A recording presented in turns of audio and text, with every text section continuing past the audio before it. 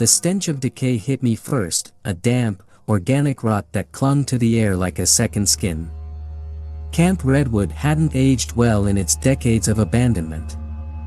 Towering redwoods, their bark like cracked flesh, loomed over the crumbling cabins, their skeletal frames casting long, skeletal shadows in the dying California sun. 5 of us, remnants of a fractured college friend group, stood at the edge of the overgrown clearing, the silence broken only by the mournful hooting of an unseen owl. There, in the rust-caked mud outside a boarded-up cabin, lay a single, crimson footprint. My stomach clenched. I wasn't one for the supernatural, a firm believer in logic and reason. But that footprint, unnaturally large and elongated, defied explanation. It wasn't any animal I knew. Tensions were already high. Sarah, ever the drama queen, shrieked, "Oh my God, are we sure this is safe?" Her accusatory eyes flickered to me, a silent reminder of the fight we'd had senior year. I, Maya, the resident skeptic, rolled my eyes. This was exactly why I'd avoided reunions. Liam, our resident daredevil, scoffed. Probably just a bear. His confidence did little to ease the prickling sensation at the back of my neck. Bears didn't make human-shaped footprints, not with those impossibly long toes.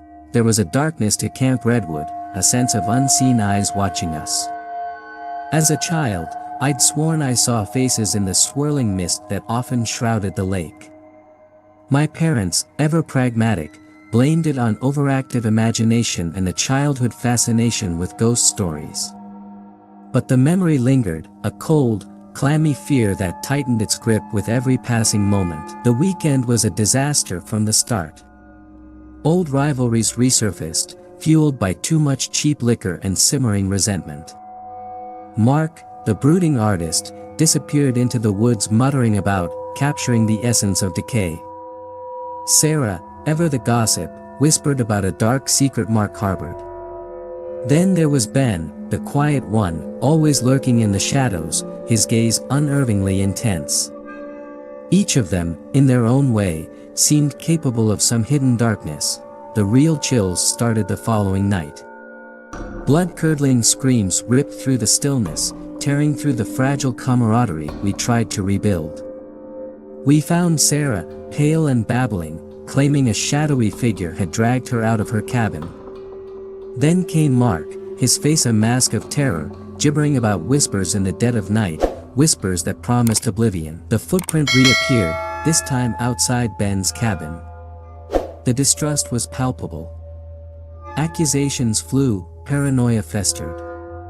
But as quickly as it began, the phenomenon stopped. We were left with a chilling silence, the feeling of being watched intensifying with every passing minute. One morning, the truth hit us like a physical blow. Carved into the rotting wood of the mess hall was a horrifying scene, figures chained to a crude altar, their faces contorted in a grotesque rictus of pain. Below it, scrawled in dripping red paint, were the words, "The experiment." Panic turned to morbid curiosity. Liam, ever the fearless idiot, insisted on exploring the camp's hidden corners. We found a makeshift laboratory in the basement of the abandoned medical building, filled with rusted instruments and vials stained with an ominous black liquid. It was then we stumbled upon a diary, the diary of a former camp counselor documenting a series of twisted experiments conducted on unwilling subjects. The final entry in the diary sent chills down my spine. The counselor had stumbled upon the truth: the experiments weren't designed to improve memory, as they were publicly advertised. They were an attempt to unlock a doorway to a different dimension, a realm of pure terror. And they'd succeeded. The ghostly footprint wasn't a monster's, but a manifestation of the sheer, unadulterated fear unleashed by the experiments.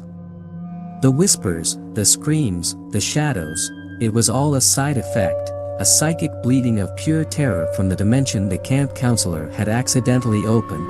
The realization came too late. Ben, the quiet one, snapped. Driven mad by the whispers that had become a constant torment in his head, he attacked us, a crazed look in his eyes. We fought him off, but the damage was done.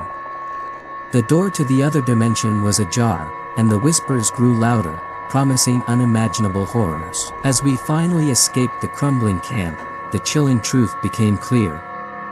We weren't haunted by ghosts, but by the ghosts of a twisted, scientific ambition, a dark stain on the idyllic facade of Camp Redwood. It was a chilling reminder that the most terrifying monsters weren't supernatural entities, but the darkness that lurks within the human heart. We stumbled out of Camp Redwood, gasping for the clean air that seemed tainted by the horrors we'd witnessed. The lake, once placid, churned with a malevolent energy, reflecting the bruised and haunted faces of the survivors. Relief warred with a gnawing unease. Escaping wasn't enough. There were too many loose threads dangling, unanswered questions that festered like open wounds. One of the biggest mysteries was the diary itself.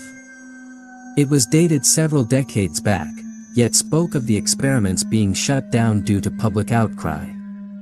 How then was the door still open, whispering its insidious promises of terror into Ben's mind?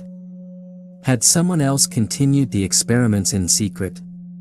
Perhaps the camp counselors themselves, driven mad by their own curiosity, or something more sinister. The carvings in the mess hall offered another puzzle. While the figures depicted appeared generic, there was a strange symbol etched beneath them, a swirling vortex with an unsettlingly familiar eye at its center. The symbol mirrored the one Liam, ever the conspiracy theorist, used to babble about, a symbol supposedly linked to a hidden cult obsessed with the occult. Could there be a connection? Was Camp Redwood merely a testing ground for something far more ambitious, a gateway to a specific realm or entity? Then there was Ben. While his descent into madness was undeniable, a nagging suspicion lingered. The diary mentioned specific test subjects, a select few chosen for their potential. Could Ben, with his unnerving intensity, have been targeted in the past, somehow escaping the initial experiments only to be haunted by their echo now? The whispers, too, were a source of disquiet. They seemed to target each of us, exploiting our deepest fears and insecurities. Sarah, always craving attention, heard accusations of her fading beauty. Mark, the brooding artist, was bombarded with self-doubt, his creative spark snuffed out. These weren't random whispers, they were deliberate, personalized attacks designed to break us down. The escape from Camp Redwood felt less like an ending and more like a perilous pause. We carried the whispers within us, a chilling reminder of the horrors we'd barely escaped. As we nursed our wounds, a new purpose began to take shape, to unravel the mysteries of Camp Redwood, to find the source of the whispers, and to slam the door shut once and for all. It wouldn't be easy. It would likely lead us down a dark and twisted path, but the alternative, a world choked by the whispers of a malevolent dimension, was simply too horrifying to contemplate. We were no longer just survivors, we were unwilling investigators, drawn back into the vortex by an unseen hand. The true horror of Camp Redwood had just begun. The symbol etched into the mess hall matched one used by a reclusive religious sect known as the Order of the Waking Eye. This sect, shrouded in secrecy and rumored to dabble in forbidden rituals, had a documented presence in California around the time the diary mentioned the experiments being shut down. Here was a tangible connection, a potential culprit. However, the order was said to be fragmented, their leader, a charismatic yet enigmatic figure known only as the Shepherd, vanished decades ago. Were we chasing ghosts, or could remnants of the order be responsible for keeping the door ajar? Another unsettling discovery came from Sarah's panicked recollection of her encounter. She swore the shadowy figure that attacked her had glowing eyes, an unnatural luminescence that seemed to pierce through the darkness. This detail resonated with a cryptic passage in the diary, a mention of the test subjects undergoing a physical change, their eyes becoming conduits to the other side. Could Ben, and perhaps others targeted by the order, have been unwittingly transformed into something more, unwilling gateways for the whispers to seep into our world? the question of Liam's conspiracy theories about the symbol also took on new weight. The online forum threads hinted at a connection between the Order and a series of unexplained disappearances near remote lakes throughout California.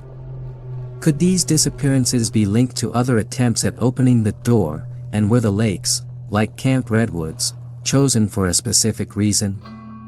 The whispers grew louder, not with threats, but with a chilling sense of urgency. They seemed to be pushing us, urging us to return to Camp Redwood, to unravel the remaining mysteries. Fear warred with a newfound determination. We couldn't ignore the whispers, not while the door remained open. But as we prepared for our return, a new question gnawed at me: were we simply pawns in a larger game, orchestrated by the Order or some other, even more sinister entity? Camp Redwood held its secrets close, and the deeper we ventured, the more I feared the truth we'd unearthed wouldn't set us free, but condemn us to a fate far worse. Our return to Camp Redwood was a grim pilgrimage. The whispers, once a dull ache, now screamed in our ears, a maddening chorus of fragmented memories and chilling premonitions. The silence of the abandoned camp felt heavy, broken only by the mournful sigh of the wind through the skeletal trees. We approached the mess hall with a mixture of dread and morbid curiosity. The symbol etched into the wood had changed. The swirling vortex remained, but the single eye was replaced by a multitude of smaller ones, each glowing with an eerie blue light. The sight sent shivers down my spine. Was this a response to our presence? A warning? Or something more insidious? As we ventured deeper into the camp, the whispers became more specific. They spoke of a hidden chamber beneath the medical building, a place where the Order conducted their most forbidden rituals. Sarah, her voice trembling, swore the whispers promised a glimpse of what awaited us if we failed to close the door. Driven by a morbid curiosity and a desperate hope to end the torment, we started digging. The earth beneath the medical building yielded its secrets reluctantly. We unearthed a series of crude tunnels, their walls lined with faded drawings depicting monstrous entities and forgotten rituals. The air grew thick and cloying, carrying the faint scent of decay and a metallic tang that made my stomach churn. Finally, after hours of laborious digging, we stumbled upon a hidden chamber. The sight that greeted us was both horrifying and strangely beautiful. The chamber was circular, its walls adorned with elaborate murals depicting cosmic horrors beyond human comprehension. In the center, a swirling vortex of black energy pulsed with an otherworldly light. From it emanated the whispers, now a deafening cacophony. And hovering before the vortex, bathed in its unholy light, stood a figure. It was tall and gaunt, its face obscured by a long, flowing hood. But it was the eyes, multiple glowing blue eyes arranged in a circular pattern on its head, that sent chills down my spine. These were the same eyes Sarah had described, the same eyes etched onto the symbol. Was this the shepherd, the leader of the Order, or something else entirely? The figure spoke, its voice a chorus of distorted whispers that somehow resonated within my skull. It spoke of a world beyond the veil, a world brimming with power and forbidden knowledge. It spoke of us being the key, the unwitting pawns it had used to pry open the door. The horrifying realization dawned on me: the Order hadn't been experimenting on unwilling subjects.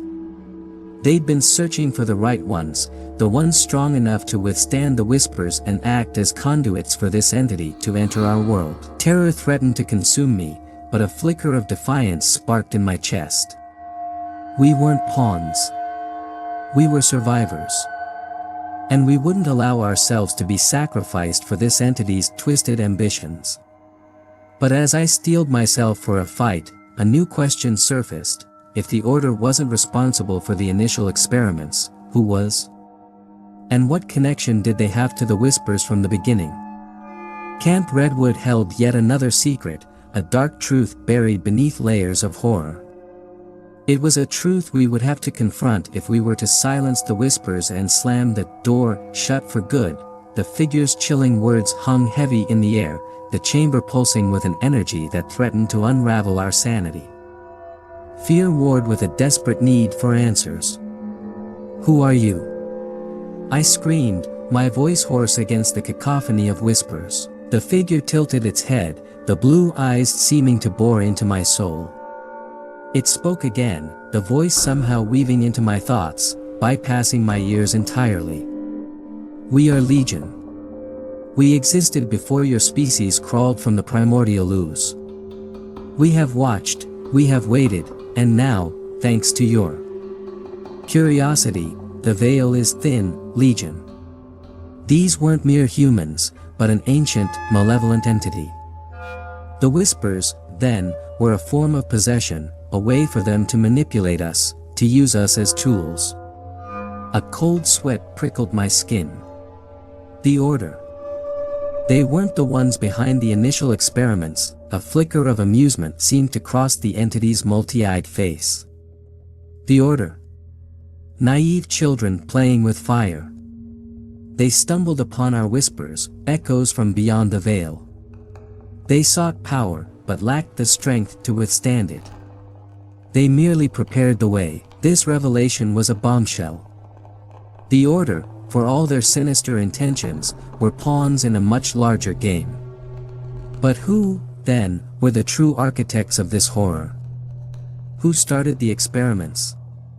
I pressed, my voice trembling with a mix of terror and defiance. The entity chuckled, a sound like dry leaves rustling in a cold wind. They called themselves Project Shepherd. Ambitious humans, seeking to unlock the secrets of the universe. They used Camp Redwood as a testing ground, searching for vessels. It paused, the silence thick with anticipation. "Perhaps you are one," the weight of this revelation slammed into me. Project Shepherd. Could this be linked to the government conspiracy theories Liam had spouted? Were there others like us, unwitting participants in some grand, horrifying experiment? Where are they? Project Shepherd, Legion's amusement turned malicious. Lost. Consumed by their own ambition. But their legacy. It lives on. The entity spread its arms, its form shimmering as the vortex pulsed with renewed energy. "Now, join us. Become one with the Legion." The whispers, once fragmented, morphed into a single, terrifying chorus, assaulting my mind with visions of unimaginable horrors. Panic threatened to consume me, but a spark of defiance remained. We weren't vessels. We were survivors. This wasn't the end, but how do you fight an ancient entity that thrives on fear and despair? A desperate plan began to form in my mind, a gamble based on a single, flickering hope, the diary. The diary mentioned a way to shut down the experiments, a fail-safe mechanism implemented by Project Shepherd in case things went wrong. Could it be the key to closing the door and banishing Legion back to the void? A desperate plea formed in my mind, a call to the remnants of Project Shepherd, a gamble that they had left behind some fail-safe. The whispers faltered, a flicker of surprise crossing Legion's multi-eyed face. Had I stumbled upon a weakness? A sliver of hope pierced through the terror. Perhaps there was a way out of this nightmare after all. But the question remained, would the failsafe work? And even if it did, what horrors might Project Shepherd have unleashed upon the world in their failed attempt to control the darkness? The answers, it seemed, lay buried deeper within the secrets of Camp Redwood, secrets we were only just beginning to unearth. With a final, desperate plea echoing in my mind, the chamber lurched. The murals on the wall flickered, their horrifying depictions distorting. Legion, its form wavering in the unstable energy, let out a screech that shook the very foundations of D Camp. D whispers, sputtered and died, replaced by an unsettling silence. We stumbled out of the hidden chamber, blinking against the sudden sunlight. The vortex in the center of the room pulsed weakly before collapsing inward with a sickening gurgle. But the feeling of victory was short-lived. An unsettling calm had descended upon Camp Redwood, broken only by the mournful cry of a crow. It was an unnatural silence, heavy with the weight of something unspoken. The diary, clutched tightly in my sweaty hand, seemed to hold the key to the failsafe. It spoke of a hidden control panel within the medical building, a device capable of disrupting the psychic connection between the experiments and the other side. The instructions were cryptic, a mix of technical jargon and disturbing symbols. But with Legion momentarily subdued, it was our only hope. We retraced our steps back to the derelict medical building, the whispers still a faint echo in the back of our minds. Finding the control panel was a task in itself. The diary mentioned a hidden compartment behind a specific medical chart, one belonging to a name I didn't recognize, Subject 0. Dust motes danced in the filtered sunlight that streamed through a broken window as we pried open the compartment. Nestled within was a small, metallic box, its surface covered in the same swirling symbol associated with the Order and Legion. This symbol, however, pulsed with a faint inner light, a stark contrast to the malevolent blue glow of Legion's eyes. Deciphering the control panel was a puzzle in itself. We spent what felt like hours trying to make sense of the symbols, frustration simmering with every failed attempt. Finally, Liam, ever the conspiracy theorist, spotted a faint inscription on the panel's edge, a date. It matched the date mentioned in the diary entry that referred to the failsafe. With trembling hands, we activated the corresponding sequence of symbols. A low hum filled the room, rising to a crescendo as the machine whirred to life. The room pulsed with a soft, white light, a stark counterpoint to the darkness that had permeated the camp. Then, just as abruptly, the light died. Silence descended once more, broken only by the ragged gasps of our own breaths. Had it worked? We ventured back to the hidden chamber. The room was empty, the swirling vortex vanished without a trace. A wave of relief washed over me, quickly followed by a chilling realization: the silence was too complete. Camp Redwood felt sterile, devoid of the oppressive energy that had clung to it for so long. The diary mentioned Project Shepherd, however, and Subject 0 remained a mystery. Who was this first subject? Were they the source of the symbol that seemed to hold the key to shutting down the experiments? And more importantly, where were they now? As we exited the medical building, a single, incongruous object caught my eye: a weathered briefcase nestled at the base of a skeletal tree. Approaching it with a mix of trepidation and morbid curiosity, I snapped it open. Inside, nestled in velvet lining, was a worn photograph. It depicted a group of scientists, their faces etched with a mixture of ambition and unease. One of them, a woman with kind eyes and a familiar shock of white hair, stood out. It was my grandmother. The blood drained from my face as I stared at the photograph. My grandmother, a woman known for her gentle nature and love of gardening, a scientist involved in the horrors of Camp Redwood. The world tilted on its axis. Everything I thought I knew about her, about my family history, was a lie. Sarah, ever the pragmatist, snatched the photo from my trembling hands.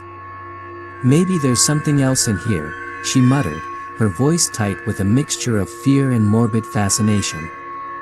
The briefcase held a few other items: a leather-bound journal, a collection of cryptic symbols etched on metal plates, and a worn university ID card bearing the name Dr. Evelyn Moore, my grandmother's maiden name.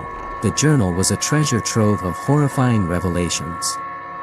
Grandma Evelyn, it turned out, wasn't just a scientist on Project Shepherd, she was one of its leading figures. Her meticulous notes detailed the experiments, the initial successes in establishing a psychic link with the other side, and the descent into madness that followed. Subjects reported visions of unspeakable horrors, their minds shattered by the influx of alien thoughts and emotions. But then, the tone of the journal shifted. Grandma Evelyn expressed growing concern about the project's true purpose. Project Shepherd, it seemed, wasn't just about unlocking the secrets of the universe. There were whispers of a hidden agenda, of a powerful faction within the government seeking to weaponize the entity for their own gain. The final entry in the journal was the most chilling. It described a catastrophic accident, a surge of energy that overwhelmed the lab and left several scientists, including Subject Zero, unaccounted for. According to the notes, Subject Zero wasn't just a test subject, they were the key to stabilizing the psychic link. Without them, the door remained ajar, a constant drain on the project's resources. The journal ended abruptly, with a single, desperate plea: we must shut it down. It's too powerful. We can't control it. The weight of this revelation settled on my chest like a leaden weight. My grandmother, it seemed, had become a whistleblower, a lone voice of reason fighting against a tide of ambition and greed. But where was she now? And what had become of Subject Zero? The metal plates, upon closer inspection, revealed a map of Camp Redwood with an intricate symbol etched at its center, the same symbol that pulsed with an inner light on the control panel and was present on my grandmother's ID card. Could this be the location of Subject Zero? And if so, were they still alive, a potential weapon or perhaps the key to permanently closing that door?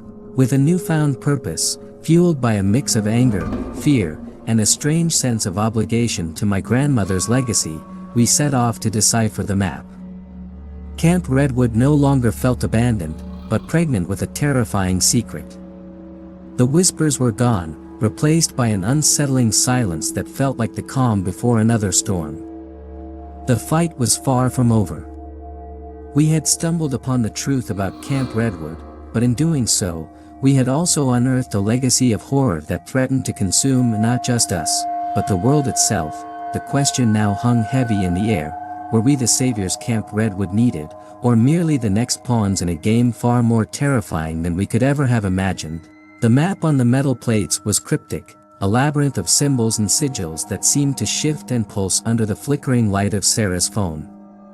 Days blurred into nights as we hunched over the map, deciphering the clues with a growing sense of urgency. Liam, surprisingly, proved invaluable. His years spent obsessing over conspiracy theories had given him a surprising knowledge of esoteric symbols. Slowly, a horrifying picture began to emerge. The sigil at the map's center marked not a location, but a hidden chamber deep beneath the lake itself. Subject Zero, it seemed, wasn't just a test subject, they were the anchor, the tether that held the door ajar. Were they still alive, trapped in the watery abyss, their mind a conduit for Legion's whispers? Or were they something else entirely, transformed by the entity's touch into a monstrous guardian? The thought sent shivers down my spine. We had to reach Subject Zero, not just to silence the whispers definitively, but to understand the full extent of Project Shepherd's horrors. But reaching the chamber seemed like an impossible feat. The lake, shrouded in an unnatural mist, seemed to pulsate with a malevolent energy. The thought of what might lurk beneath its surface was enough to make my stomach churn. Our only hope was the journal. Tucked within its pages was a cryptic reference to a prototype submersible, a vessel designed to explore the depths of the lake. According to the notes, it was hidden within a sealed compartment in the basement of the abandoned boathouse. Hope, flickering and fragile, flared within me. Perhaps there was a way to reach Subject Zero after all. The boathouse was a skeletal wreck, its wooden beams groaning under the weight of neglect. Locating the hidden compartment was no easy feat, but Liam, fueled by a sudden burst of manic energy, found it nestled behind a rotting wall panel. Inside, covered in dust and cobwebs, sat the submersible, a rickety contraption that looked more like a coffin than a diving vessel. Desperation, however, trumped fear. We spent the next grueling hours repairing the submersible, patching leaking seams and replacing corroded wires. By nightfall, it was a barely functional hunk of metal, but it was our only chance. As we lowered the submersible into the water, a cold wind swept across the lake, carrying with it a chorus of whispers that seemed to emanate from the very depths. My heart hammered against my ribs as I climbed into the cramped cockpit. Sarah and Mark followed, their faces grim with a mixture of fear and determination. With a shudder of the engine, we plunged into the inky darkness of the lake. The water closed over us like a shroud, the silence broken only by the rhythmic creaking of the aging vessel. The descent was agonizingly slow. The pressure built steadily, a relentless pressure that threatened to crush us. We passed through layers of murky water, ghostly shapes flitting past the porthole, remnants of forgotten boats, skeletal trees reaching down from the surface. Then, we reached it, the chamber marked on the map. It was an artificial cavern, illuminated by a sickly bioluminescent glow emanating from the walls themselves. The air grew thick and oppressive, carrying the faint metallic scent of blood. In the center of the chamber, chained to a crude altar, lay a figure. It was Subject Zero. A gaunt, skeletal figure with long, matted hair and eyes that glowed with an unnatural blue light, the same eyes as Legion. They were alive, barely, their body ravaged by the entity's touch. But something else was present in those eyes, a spark of defiance, a flicker of my grandmother's kindness. As we approached, the whispers rose once more, a cacophony of fragmented thoughts and emotions. Subject Zero's voice, distorted and broken, cut through the noise. Help me. Fight, tears welled up in my eyes. This wasn't just a test subject, this was a person, a victim of Project Shepherd's ambition. But how did we help? How did we separate the person from the monstrous entity that clung to them? The answer, it seemed, lay in the journal. In its final pages, Grandma Evelyn had scribbled a desperate theory. Project Shepherd had created the door, but perhaps they could also use it to sever the connection, to banish Legion back to the void. The process, however, was risky, requiring a conduit, someone strong enough to withstand the entity's fury. We stared at each other, the weight of the journal's words hanging heavy in the air. This was it. This was the final battle. Would one of us be the conduit? And if so, who would? The whispers intensified, a maddening chorus of fragmented memories and chilling promises. Subject Zero's voice, though raspy and weak, cut through the chaos. Dot together. Fight it. Their words were a plea, a beacon of hope in the suffocating darkness. The journal's final page crackled in my hand, the faded ink blurring with unshed tears. Grandma Evelyn's theory was audacious, a desperate gamble that required channeling the power of the door itself to sever the connection with Legion. But the process demanded a conduit, someone strong enough to withstand the entity's fury and bridge the gap between our world and theirs. We looked at each other, the weight of the situation pressing down on us. Sarah, pale and trembling, choked back a sob. Liam, his eyes wide with a manic glint, seemed almost eager. Mark, his usual stoicism shattered, ran a hand through his hair. Fear coursed through every vein, but beneath it, a spark of determination flickered. "I'll do it," I said, my voice surprisingly steady. The weight of this truth, of my grandmother's legacy, settled on my shoulders like a mantle. Maybe it was the lingering spirit of defiance in Subject Zero's eyes, or the unwavering belief that this was the only way to end the horror, but a fierce resolve filled me. The journal outlined a complex ritual, a series of steps involving the symbols etched on the metal plates and the strange energy emanating from Subject Zero.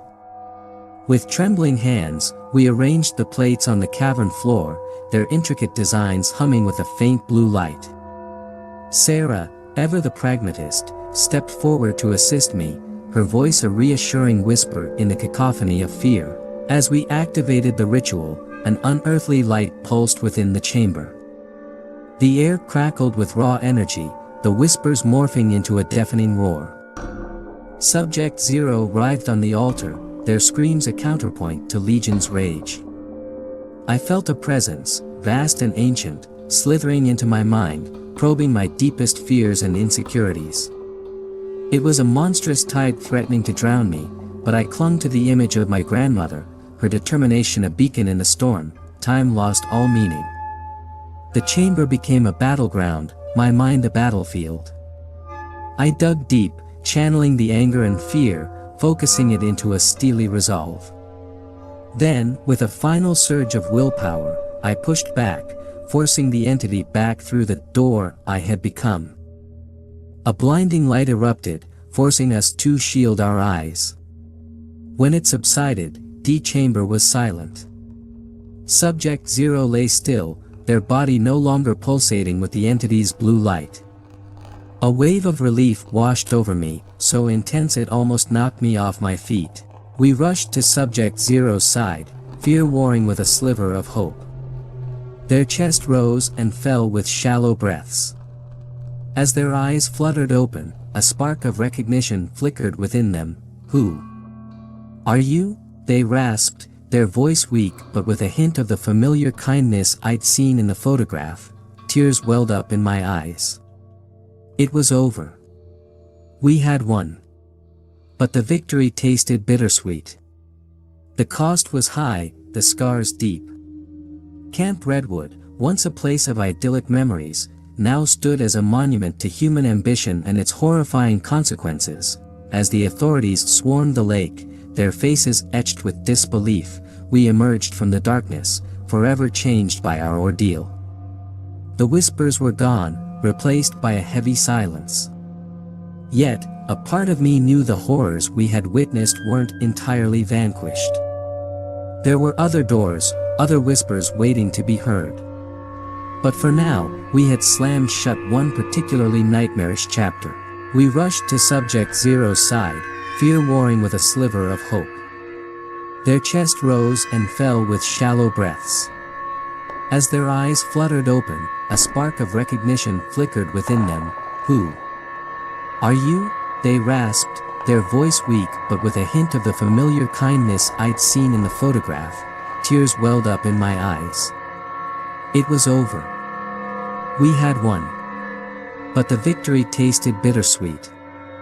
The cost was high, the scars deep. Camp Redwood, once a place of idyllic memories, now stood as a monument to human ambition and its horrifying consequences. As the authorities swarmed the lake, their faces etched with disbelief, we emerged from the darkness, forever changed by our ordeal. The whispers were gone, replaced by a heavy silence. Yet, a part of me knew the horrors we had witnessed weren't entirely vanquished. There were other doors, other whispers waiting to be heard. But for now, we had slammed shut one particularly nightmarish chapter. This year, however, felt different. A familiar unease prickled my skin as I stood by the lake, the ripples disturbing the reflection of the setting sun. A faint, almost inaudible whisper, a fragmented thought, wormed its way into my mind. It was Legion, or something like it, weak and disoriented, not over, it rasped, a chilling echo of the past. Panic surged through me, but then, a chilling realization dawned. This whisper wasn't directed at all of us. It was directed at me.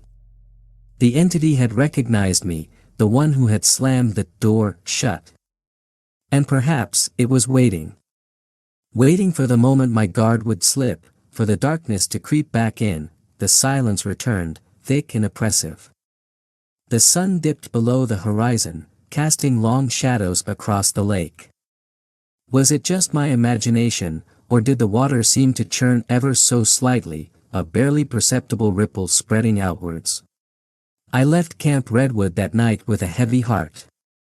We had won the battle, but the war, it seemed, was far from over. Legion might be weakened, but it was still out there, waiting, whispering in the shadows. And somewhere within me, a sliver of doubt gnawed away. Had I truly slammed the door shut, or had I merely created a temporary barrier? The whispers might be silent for now, but the memory of them, and the chilling realization that I might be the only one who could hear them again, sent shivers down my spine. The future was uncertain, a canvas painted in shades of gray. One thing, however, was certain: the true horror of Camp Redwood wasn't confined to its dusty cabins and murky lake. It lived on, a malevolent entity, waiting for the opportune moment to breach the fragile barrier I had erected, and this time, it might not be me who stood guard.